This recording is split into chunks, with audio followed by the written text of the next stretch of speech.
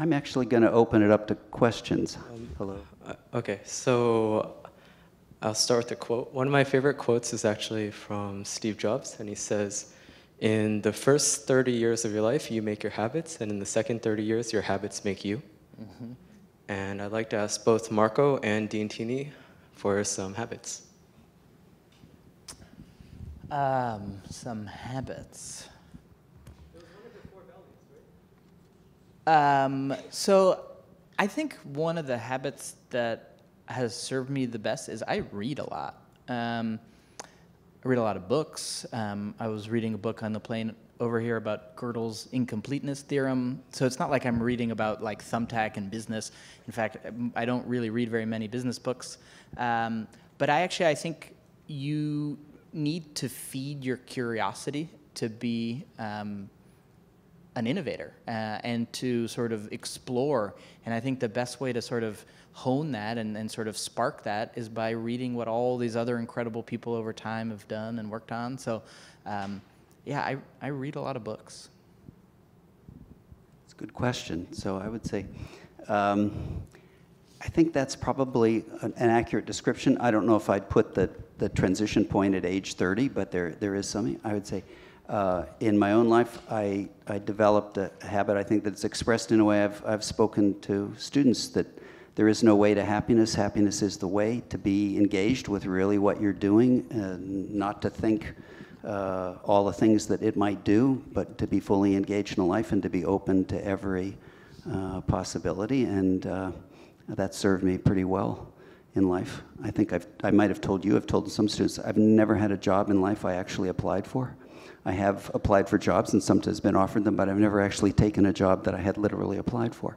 And I think being open to possibilities is really important. Other questions? Over here. Sorry. Hi, thank you so much for coming out today. It was great listening to your presentation. So I'm just curious, being an entrepreneur is super difficult, and sometimes self-doubt can creep in. So I was just wondering, how do you overcome self-doubt? Tears. So doubt is absolutely part of it. And so I think what you have to begin to think about and reckon with is what's the source of your doubt? And this was actually really crystallized for me when we were raising our Series A in the fall of 2011, where we got rejected 42 times in a row before we got our first yes. That was very dispiriting, and obviously there was a lot of self-doubt. The interesting thing, though, is that I never lost faith about our idea or the potential of our business. I just lost faith in myself. The nice thing about that, though, is that is something that you can buttress with other people. And so in that moment, I realized that it's helpful to analyze what's causing your doubt. Is it the thing you are chasing you no longer believe in? Well, then you're going to have to pivot somehow, if that's truly true. Or is it you? Do you not think that you can do it? And for that, then it's all about having sort of a community around you that you can go to and talk to about that and can be supportive. But those tell you to do very different things, whether the doubt is about your idea or about yourself. And I think you just sort of have to confront it. But I think the best thing you can do is be surrounded by people who are going to be very honest with you. Because there may be a point where the right answer is for you to step aside, or for you to sort of give up something so that somebody else can do it. That's a fact of life. And the only way that you're going to be able to navigate that is if you have a group of people around you that you trust and respect enough to listen to and to hear from. And that is, I do not know how people start businesses by themselves. Maybe they're just better or tougher than I am, but I could not do it alone. Right here. Thanks. In the gig economy, when you were just starting out, how did you ensure safety and quality in the services that you were providing through the platform? Yeah, so it's a great question. So the thing that we did that was a little bit different is that we were not bringing sort of general labor to help with commodity services. Think delivery or sort of furniture assembly or pickup, things like that. We were instead helping customers hire professionals. The nice thing about professionals is that they tend to have a history on the internet or off the internet that sort of documents their professionalism. Maybe they have a license. Maybe they have reviews on some other website. Maybe they have a BBB listing that shows when they were incorporated. And so because we were sort of helping these pre-existing professionals, we could mine these signals to try and identify, who was good and who was not. Now, the reality is that is not perfect. And there's no way really to know exactly what somebody's going to be good at a priori. So the way that we thought about it is we sort of set the bar. And we make sure that the pros are who they say they are and they meet our definition of trustworthy and professional. But then the community actually is the one that rates them on their individual characteristics about what exactly they are good at. And we ourselves would never have the ability to do that. And so it's sort of emergent from all the reviews and data that we can collect and the systems that we can build. But it is something that is hard. And it's hard for products to identify who's good and what's bad. It's way harder for humans. And we as a marketplace facilitate the exchange of time for money. That fundamentally is what Thumbtack does. And that time is embedded in a professional, and it comes with their experience and knowledge and hard work and practice, and that is so nuanced and diverse that there is not one sort of 5-star rating that's going to encapsulate all about that. And so it's going to be one of these forever projects for us to really understand, who's good at what and why, and then matching the right customers to the right professionals. There's a question over here. Yeah, hey, Marco. Hey. You've talked a lot about culture, and you also just mentioned in your response to a question about surrounding yourself with people who are honest with you.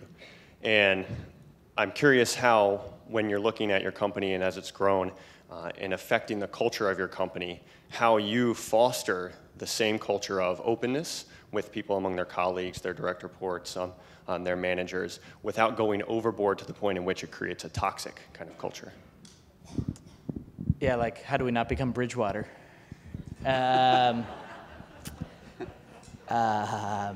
So it is a fine line because I think you're right that taken too far it can almost become petty. But I think it just starts with mutual respect and hiring people who are humble enough and self-aware enough to admit when they're wrong. I think the biggest clashes comes when people dig their heels in and are unwilling to admit the possibility of error or mistake, and so become defensive to feedback. That starts with hiring the right people and then modeling the right behavior. So one thing that we did for a long time was we had a weekly sort of all-company meeting. We called it All Thumbs. And it would end with what we called love-its and could-be-betters. And the love-its, as you might expect, was an opportunity for me or anybody to thank somebody else for something that happened that week that probably went unnoticed. So it's Dean Valentini, thank you so much for taking the time to really write these great questions. Means a lot, and it really led to a great conversation. Just a simple thing that you can just sort of put out there to anyone in the room. But then we also would call out could-be-betters. And this is when you could basically own a fuck-up. And say, hey, this week I was meeting with a client. I thought I had loaded the latest presentation on my computer, but turns out I had the old one. It was incredibly embarrassing. And I unfortunately did not do as good a job as I could have for that client in that meeting. Could be better. And so you just create a culture where it's okay to admit mistakes. It's okay to call out the fact that you weren't perfect. And it's much more about owning that. That's the celebrated and important part so that you can sort of get better and better. So there are these little things that I think cultures can do to support the right behavior, and that's what I mean by habits. That's a perfect example of a habit. Yeah, you have this value of making each other better, but how do you actually live it? At the end of the day, if it's just a poster on the wall, that's not going to do much for you. Question right here. Thank you so much for coming out. You mentioned that the most important characteristic for an entrepreneur is grit, and my question is that in a world with so many distractions, so many things kind of fighting for our attention, how do you maintain that vision, and how do you kind of remain focused on what your vision is and creating that as a reality? Yeah, that's a good question. It is hard. So I think a couple things is, one is turn off push notifications. You don't want to be distracted by the world? Don't let them into your world. You be deliberate about when you go and check your messages. Don't let somebody grab your attention. I think the other thing that has worked for me is writing down what matters.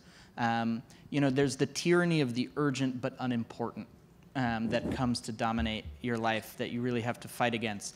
And you have to be able to have something to look back on. And I literally just email myself every week the things that I think are important for that week. And I just have it in my inbox and I can look at it. It's like not a very sophisticated system, but it's there and I can look at it. And that gives me something to go back to, because you'll find yourself, you're like, all right, I have 90 minutes between now and my next meeting. What should I do? A natural thing is just start plodding through email. But the reality is, like, most of those emails can wait, and some are actually just not important at all.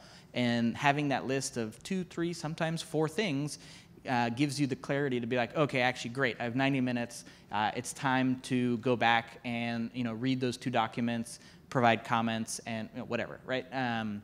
So that is something that I've found to be helpful. But yeah, focus, I think, is something that is just fundamental to making progress. Question here. Hi. Thought this is great. Quick side question would be, if you want to deal with it, is do you use something like Slackware, et cetera? But the main question that I had addressed to both of you is all this stuff on entrepreneurialism is great. I love it. More the merrier. But I was curious how, especially as a dean and then also as a former student here and founder of a company, do you think other subjects, I don't know, pick one, science, math, whatever, philosophy, the other things that are taught here at Columbia, or so rumor has it, how do you think they should fit in? I mean, I think they fit in great.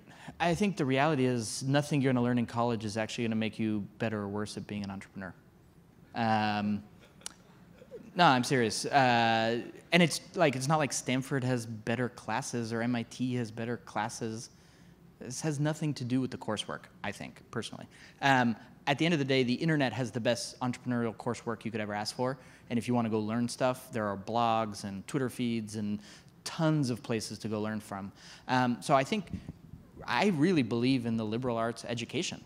That learning how to think, learning how to read, learning how to craft an argument, learning how to develop a hypothesis and test it, those are actually the most important skills and will help you in whatever you want to do. And I think they'll help you be a better entrepreneur and they'll help you be a better scientist or whatever you end up doing. But I think the question presupposes that there's a specific set of skills that makes for a good entrepreneur. And I do not agree with that premise. Dean Valentini, we have time for one last question. Yes, right here. Thank you. So my question was, how can startups reach gender parity, and what are you doing in your organization to ensure that there's gender parity throughout, from your board all the way through the organization? Yeah, it's a great question, and it's a hard you. one. I wish I had an answer. The truth is, I do not have a perfect answer. I think first and foremost, it starts about caring about it and talking about it and engaging with it. And so, we look at it, and Thumbtack is actually lucky to be, probably 55-45 when you look across our 2 offices, so not too far. Obviously, within engineering, it's more like 80-20, which is unfortunately more common. And so you have to work hard at it. I wish I had a better answer than simply that. You look at a company like Google and Facebook, and they haven't been able to crack it. So I don't know what the magic is. I think the best thing I've found internally is highlighting successful examples of leaders who are women, who are men, people of color. Just to see that and to support it and celebrate it provides, I think, a lot of support for people who are there and inspiration for others who may not be in the business. But I think our industry as a whole has not figured out how to address this challenge. I think the good thing is that people are talking about it a lot more. I think there is a real dialogue happening in Silicon Valley about this. And that doesn't necessarily mean we will succeed, but it's the start. And hopefully that provides a little bit of hope. Thank you. Marco, thank you for coming. Marco came to New York specifically for this. He's only going to be here about 18 hours and turn around, and it's a time in his life when his wife's about to have a baby. It's a very important time. I want to thank him for coming here, thank him for this interview. Thanks for having me.